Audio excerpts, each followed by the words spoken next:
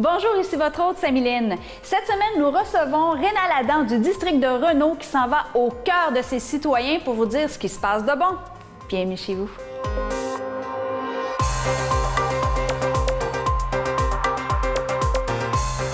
Monsieur Adam, toujours un plaisir de vous avoir à l'émission. Bien, ça me fait plaisir d'être ici avec vous. Il y a plein de belles choses qui se passent dans votre district, étant le district central. N'ayons pas peur des mots. Ah, on l'a déjà dit, le cœur même de l'île. Absolument. Alors, voici, la dernière fois qu'on s'est parlé, j'ai eu l'occasion de vous parler des lieux physiques. Du fait que, justement, le district de Renault, c'est le centre de l'île, c'est le cœur touristique. Mais aujourd'hui, j'aimerais vous amener voir les gens. Et le fil conducteur des organismes qu'on va rencontrer aujourd'hui, c'est le développement social, les futurs Lavallois ou ceux qui viennent d'arriver, comment on les met à contribution dans le développement de notre communauté. C'est ce qu'on va suivre à l'instant. On vous suit, en fait, parce que vous avez été les voir. Vous avez joué aux jeunes reporters. Mais juste avant, je vais vous faire une fleur. Oh! Un cadeau pour moi. Un petit cadeau. Je suis gâtée, moi. Et on va aller visiter des gens qui ont fait ça. Ce n'est qu'un petit aperçu de ce qu'ils font. C'est mignon. Je vois que c'est recyclé. C'est du papier recyclé. Et allons voir Textilart qui fait plus que recycler du papier et des tissus. Textilart, on vous suit. C'est vraiment mignon.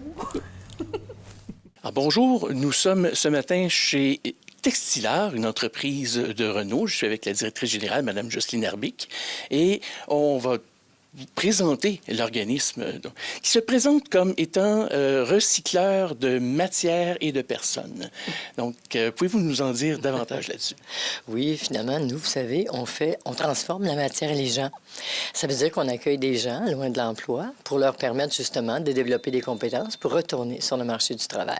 Et pour ce faire, les gens travaillent pour vrai, réellement, dans le sens que c'est une vraie entreprise. On n'est pas un organisme communautaire, on est vraiment une vraie entreprise. L'entreprise veut dire qu'on doit faire finalement de la production, on développe des compétences. On a aussi un département, on a 3 grands départements. Département service à la clientèle avec la belle boutique que vous voyez. Et effectivement, les gens apprennent ce que c'est. On fait de la confection de fleurs. Si vous voyez en arrière, il y en a plein, des belles fleurs qu'on vend avec des bouquets. On a aussi un département de couture industrielle. On reçoit beaucoup de textiles en don et finalement, ça nous permet évidemment de faire le recyclage des textiles et de transformer la matière qu'on nous donne en produits en demande.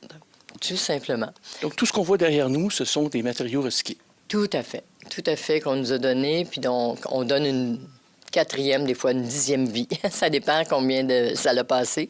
Et le gros aussi de l'entreprise, ça va être dans la coupe de chiffon industriel. On transforme un chandail, un T-shirt, en chiffon industriel pour empêcher que ça se retrouve dans les sites d'enfouissement.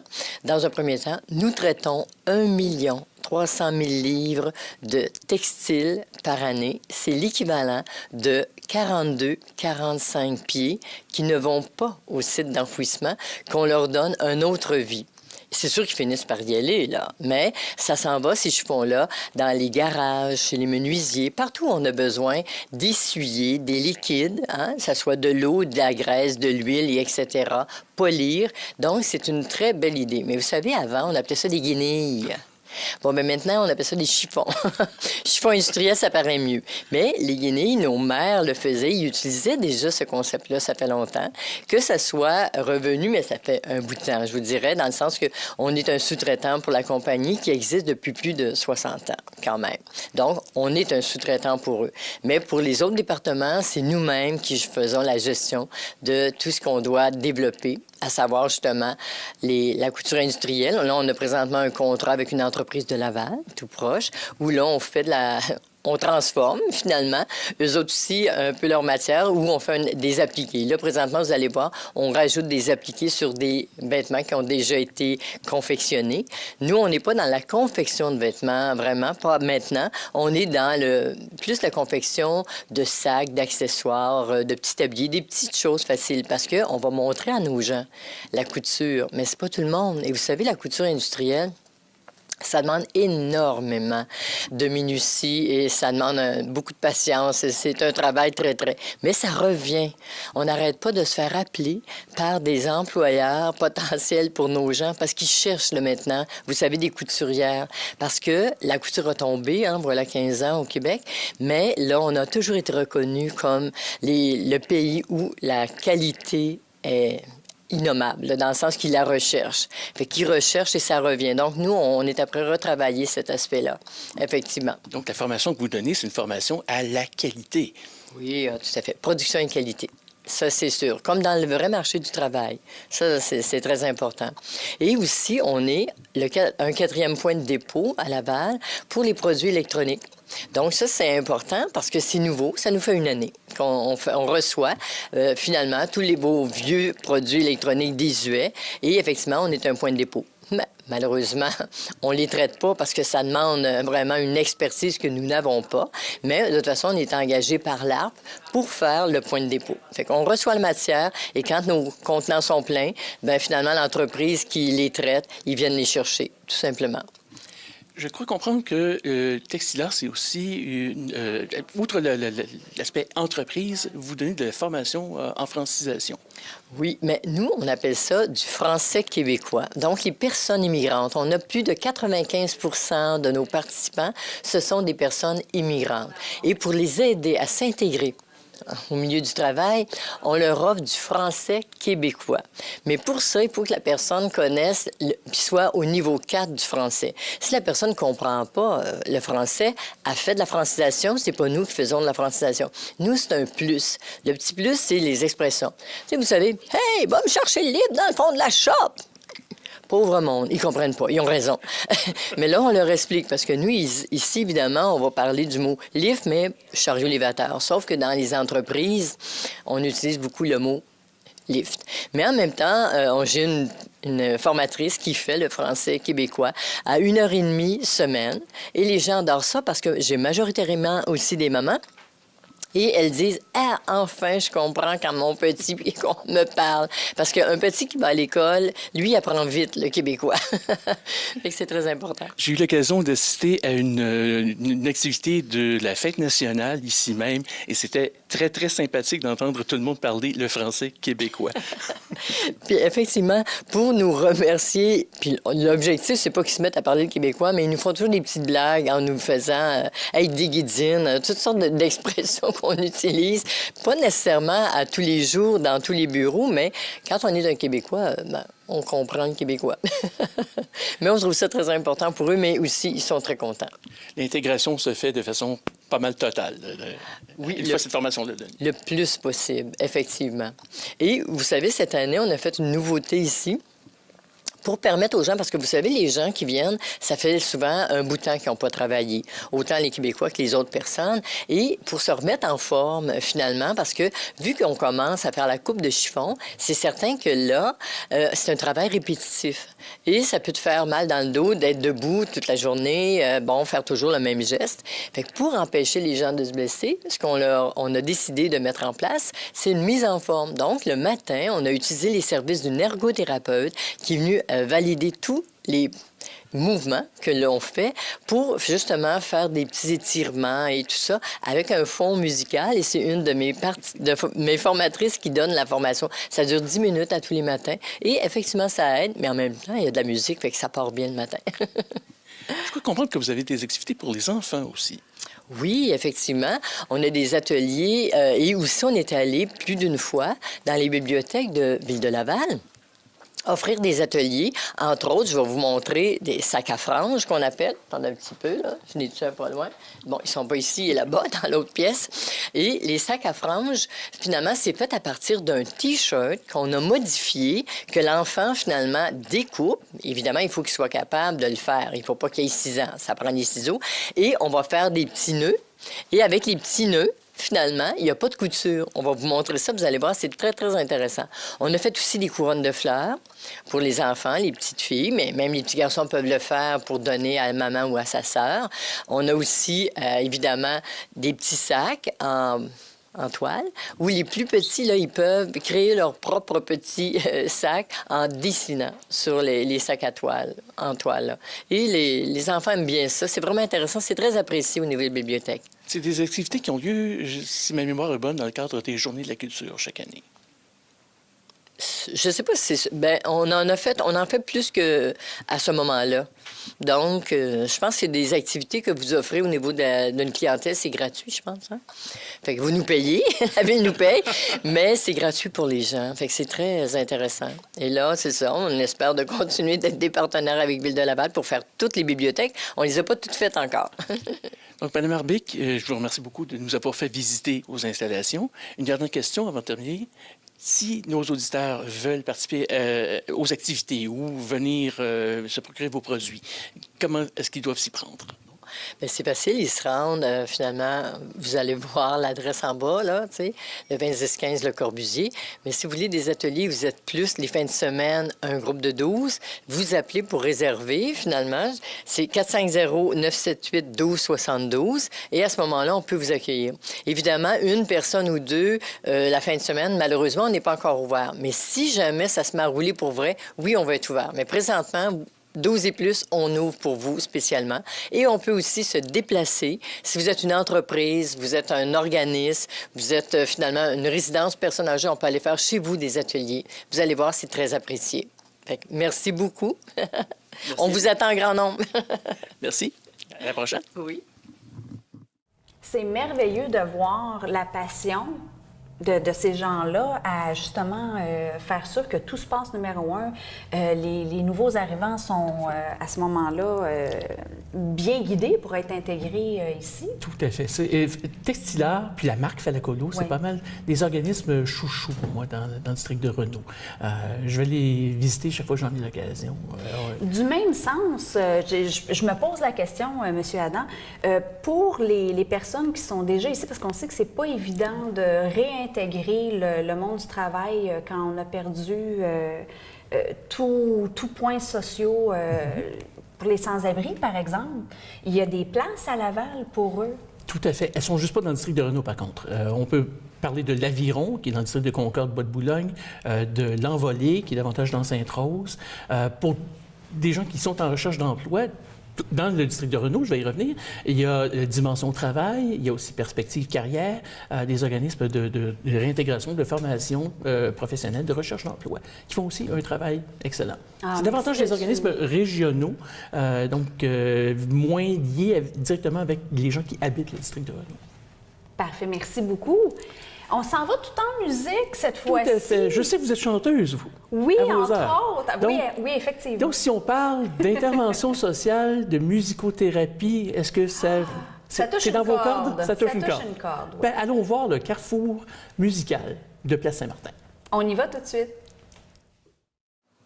Je suis actuellement avec Catherine Harrison-Boisvert, coordonnatrice du Carrefour musical, un organisme qui est tout nouveau dans le district de Renault, avec 1 an d'existence, et qui fait de l'intervention sociale axée sur la musique. Catherine, qu'est-ce que ça veut dire exactement, ça? Donc, ce que ça veut dire, c'est que les organismes qui œuvrent actuellement dans le quartier ont déterminé que la musique pourrait être un outil de bonification intéressant en ce qui a trait à l'intervention sociale offerte aux enfants de la place Saint-Martin. Donc, la place Saint-Martin qui, comme vous le savez, est un complexe de HLM où on retrouve toutes sortes de problématiques.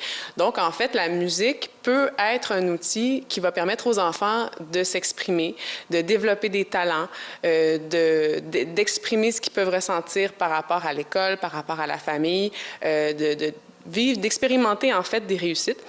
Donc, on est vraiment un projet qui met en valeur la pratique musicale collective, prioritairement pour les enfants de 6 à 12 ans. On travaille également avec les tout-petits dans un programme de musicothérapie éveil musical. Donc, voilà, on a divers projets. On a des cours d'instruments, que ce soit le piano, la guitare, les percussions et la chorale. Et on a aussi des projets parallèles en musicothérapie et en éveil musical. Donc, on a actuellement un projet en partenariat avec l'école Simon-Vanier, qui est également dans le quartier, donc un partenariat de musicothérapie axé sur le développement à l'école, donc la persévérance scolaire, la réussite scolaire auprès des élèves de 2e, 3e cycle. Et on a également un projet de musicothérapie, préparation à la maternelle, en partenariat avec la table de concertation Marigot en forme. Donc là, on travaille avec des enfants âgés entre 3 et 5 ans et on vient leur faire des activités pour développer toutes sortes d'aptitudes qui vont leur servir, en fait, lors de leur entrée à la maternelle, que ce soit sur le plan langagier, moteur, sur le plan social. Et puis, en fait, c'est ça. En ce qui a trait au cours de façon plus générale, mais on considère que la pratique d'un instrument de musique peut développer toutes sortes de compétences, d'aptitudes qui vont faciliter le développement de l'enfant puis qui vont contribuer, en fait, à son développement optimal. Est-ce que des parents participent également? En fait, on a évidemment recours à la collaboration des parents pour encourager, en fait, l'assiduité des enfants. Donc, évidemment, pour que les enfants viennent dans les pratiques instrumentales, pour que les enfants viennent aux cours, aux concerts. Donc, évidemment, on a besoin de la collaboration des parents et on a besoin aussi de leur confiance, en fait, en le carrefour musical pour qu'ils viennent nous porter leurs enfants de façon régulière, de sorte à ce qu'on puisse les faire participer à nos activités. Parlant d'activités, qu'est-ce que vous avez prévu au programme comme activité prochainement? Donc, en fait, en ce moment, on est dans notre programmation d'automne. Donc, on vise évidemment de faire un petit concert à la fin de cette programmation d'automne-là. Un petit concert qui va être très local, en fait, probablement dans le centre communautaire Raymond-Fortin. On vise également un plus gros concert, un concert de plus grande envergure, en fait, d'ici la fin de l'année, en partenariat avec la Ville de Laval, la Caisse des Jardins des Grands Boulevards, ainsi que la Maison des Arts de Laval. Donc, en fait, on vise un concert à plus grand déploiement pour accroître, en fait, le sentiment de fierté de nos élèves et aussi faire connaître la mission du Carrefour musical. Donc, est-ce que le Carrefour musical a des projets de développement à court, à moyen terme? Tout à fait. Donc, en fait, en ce moment, le Carrefour musical n'est pas un organisme, c'est-à-dire qu'on est un projet qui est porté par la Place Saint-Martin et dont le fiduciaire est le Centre de pédiatrie sociale Laval. En ce moment, en fait, on travaille à notre incorporation, donc à devenir un organisme à but non lucratif, ce qui va, en fait, nous ouvrir toutes sortes de portes sur le plan du développement. Donc, c'est vraiment un projet qui est intéressant puis qui va permettre, en fait, de vraiment ancrer le Carrefour musical dans son milieu puis lui donner une portée à plus long terme. Qui peut participer aux activités du Carrefour? Alors, on vise principalement les enfants et les jeunes qui résident à Place Saint-Martin. Donc, quand on parle d'enfants, on parle, c'est ça, du préscolaire, donc 3 à 5 ans, et du primaire, 6 à 12 ans. On a quelques élèves de secondaire 1 qui ont commencé avec nous l'an dernier et qu'on garde. Donc, on espère, à plus long terme, finalement, élargir notre public cible en allant chercher les adolescents, en se créant un bassin qui va revenir sur une base régulière. Et mais en fait, on ouvre également nos portes au domaine Renault et même un petit peu plus large à Laval. Évidemment, on sait bien que c'est un projet qui est intéressant, qui est rassembleur et qui interpelle beaucoup la collectivité. Donc, on ouvre nos portes au reste, évidemment, du secteur en gardant une priorité sur les enfants de Place Saint-Martin, étant donné que les besoins sont très ciblés et très marqués. Normalement, la pratique de la musique, des cours de musique, c'est dispendieux. Est-ce que c'est le cas pour le Carrefour? Non, exactement. En fait, c'est ce qui fait qu'on est vraiment un projet d'intervention et qu'on veut se rendre accessible aux familles de la Place Saint-Martin. Donc, nos activités sont vraiment offertes à coût minime, vraiment très, très, très symbolique. On se fait un point d'honneur de rendre la pratique musicale accessible parce qu'on considère que c'est pas un privilège, mais plutôt un droit, donc qui doit être rendu accessible au plus grand nombre et qui peut ainsi profiter à tous ceux qui en auraient besoin et qui pourraient se développer à travers cette pratique-là. Et comment est-ce que nos auditeurs peuvent soutenir le Carrefour musical? Et c'est sûr qu'on est toujours ouvert aux dons. En ce moment, justement, les dons doivent passer par le Centre de pédiatrie sociale, comme on est un projet. Donc, c'est sûr que les dons en argent sont toujours les bienvenus. Cependant, si les auditeurs ont des idées de projets, de bénévolat, s'ils ont des dons en instruments ou en tout autre matériel qu'ils pourraient nous offrir, c'est sûr qu'on sera toujours disponible à cet égard-là. Et si c'est le cas, comment est-ce qu'on peut vous contacter? Alors, on peut nous contacter par téléphone au 514-210-8589 ou encore par courriel à l'adresse carrefourmusical@cpslaval.org. Catherine Harrison-Boisvert, merci beaucoup. Ça fait plaisir. C'est quand même assez le fun. Faut le mentionner. Tout à fait. Ça donne l'occasion aux jeunes de s'exprimer librement, puis finalement de ne pas trop s'écarter du droit chemin. Absolument. Donc, on répète, vous faites vivre l'entreprise par votre générosité. Gênez-vous pas, soyez généreux. Regardez les résultats. Exactement. Il n'y a pas de mal à faire du bien à l'ensemble de sa communauté. Maintenant, on passe de la musique au pédiatre. Bien, en fait, on ne s'écarte pas trop parce que les deux organismes, le Carrefour musical et le Centre de pédiatrie sociale, fonctionnent en complémentarité. C'est une démarche d'intervention qui se fait vraiment dans le but d'optimiser toutes les ressources. Et en fait, le Carrefour musical, qu'on vient juste de voir, a engagé une intervenante sociale, Julia Reyes, pour desservir les jeunes qui fréquentent le Centre de pédiatrie sociale dans le but d'une démarche tout à fait optimisée. Donc, si je vous mentionne le docteur Julien à Montréal, vous savez de qui je parle. Absolument. Vous connaissez son travail, l'œuvre qu'il fait dans les milieux défavorisés comme Hochelaga-Maisonneuve. Eh bien, le Centre de pédiatrie sociale de Laval s'inscrit dans la même démarche d'intervention à l'égide de la communauté. Ça fait partie du réseau du Dr Julien, exactement. On dit en Afrique que ça prend tout un village pour élever un enfant. Bien, à Laval, à Alpes-Saint-Martin, le village en question, c'est vraiment le Centre de pédiatrie sociale. Et je vous invite à voir le travail tout à fait recommandable et louable qu'il fait auprès des jeunes de la communauté. Allons voir ça ensemble. Allons-y. Je suis actuellement avec Mylène Dubois, directrice générale du Centre de pédiatrie sociale de Laval. On dit généralement, dans les proverbes africains, en tout cas, on dit que ça prend tout un village pour élever les enfants. Dans le village de Place Saint-Martin, le Centre de pédiatrie sociale est un gros élément de cette communauté qui élève les enfants. Tout ça autour du concept de pédiatrie sociale. Madame Dubois, qu'est-ce que c'est exactement la pédiatrie sociale?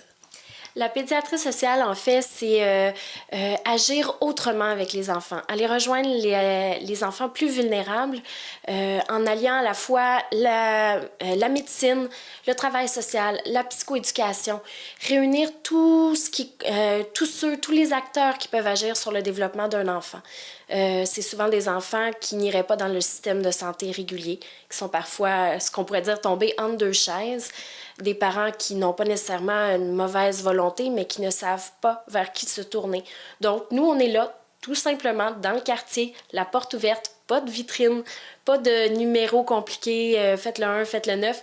Ils ont juste à venir nous voir, puis on va voir avec eux qu'est-ce qu'on peut faire pour améliorer leur situation pour le bien-être des enfants.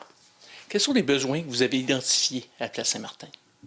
Il y a une grande vulnérabilité sociale, beaucoup d'immigration, donc beaucoup de familles qui ont dû quitter leur pays, qui n'ont pas de réseau social ici. On fait beaucoup d'éducation concernant leurs droits, le droit au logement, aussi le droit au service. Savoir que les enfants au Québec ont le droit d'aller chez le dentiste une fois par année, que c'est gratuit et on les encourage fortement à utiliser ce service-là. Donc, c'est vraiment ce qu'on fait quotidiennement, les accompagner. En ce qui concerne les problématiques des enfants, c'est sûr des besoins de base comme l'alimentation, se vêtir.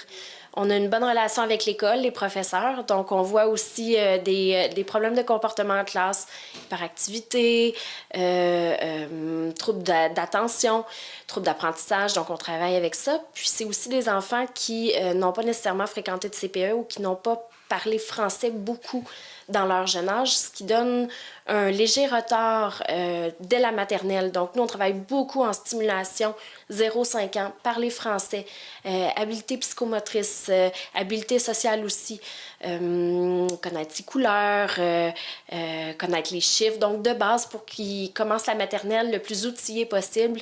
Un enfant qui commence bien la maternelle, c'est déjà un bon signe de succès pour l'avenir. D'ailleurs, la semaine dernière, vous teniez une activité, une soirée enchantée. J'ai entendu Mme Lortie, la présidente de la commission scolaire de Laval, mentionner que l'école Simon-Vanier avait atteint quand même un taux de succès inespéré, à la rigueur, compte tenu de son indice de défavorisation maximale. Elle a attribué au Centre de pédiatrie sociale une grande part de cette réussite-là. Est-ce que vous pouvez nous en dire davantage là-dessus? Mon Dieu, ça a été une surprise pour nous aussi quand Mme Lortie l'a dit devant tout le monde. On ne s'attendait pas à ça et ça a été une bonne tape sur l'épaule pour l'équipe parce que oui, l'école Simon-Vanier a un indice de défavorisation de 10 sur 10. Donc, c'est énorme. En fait, c'est l'école la plus défavorisée de Laval. Elle accueille Place Saint-Martin, le complexe de HLM. Puis, c'est sûr que nous, on travaille en étroite collaboration avec l'école. Leurs enfants, c'est nos enfants aussi. Donc, on essaie de faire le plus de prévention avant qu'ils arrivent à l'école. Puis, une fois à l'école, on essaie d'outiller les parents, d'outiller les enfants pour favoriser leur cheminement scolaire. Puis, mon Dieu, c'est la plus belle récompense que le discours de Mme Lortie la semaine dernière. C'est bingo! Le Centre de pédiatrie sociale a tout récemment ouvert un deuxième point de service à Chemédé, à l'école Saint-Paul. Donc, est-ce que les besoins là-bas sont différents de ceux de Saint-Martin? En fait, les besoins sont très similaires. C'est une école la plus grande de Laval qui accueille près de 1200 enfants et tous les types de classes inimaginables s'y trouvent. Ils ont la classe d'accueil, des classes pour les troubles émotifs, comportements et autres. Donc, nous, c'est sûr qu'on trouve notre place là. Puis, c'est un contexte un peu similaire à Place Saint-Martin en termes d'immigration. Peut-être un peu moins d'isolement, puisqu'ils sont souvent parrainés, mais c'est une immigration beaucoup plus récente. Donc, on a un rôle encore plus accentué au niveau de l'éducation. Quels sont les services auxquels ils peuvent avoir accès à Laval? Donc, ça, c'est notre rôle plus précis à Saint-Paul. Quels sont les projets de développement du CPS?